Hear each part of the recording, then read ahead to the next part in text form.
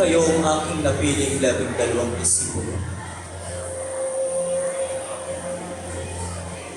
Ang sino mang umamin sa balala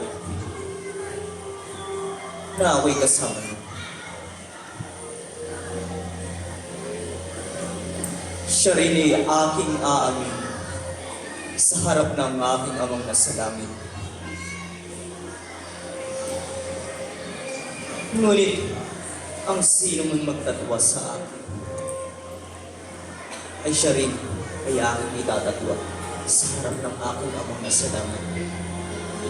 Siya na ay may pansariling kamanan,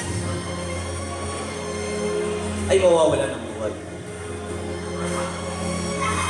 Ang buhay ang nawala ay dahil sa aking muli matatagpuan.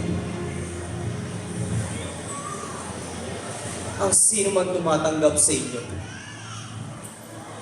ay tatanggap din sa akin. Ang sino man tumatanggap sa akin ay nagpatanggap din sa nagpasuko sa akin.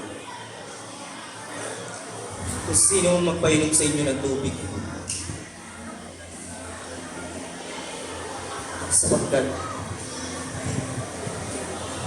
kayo ay aking mga disipulo,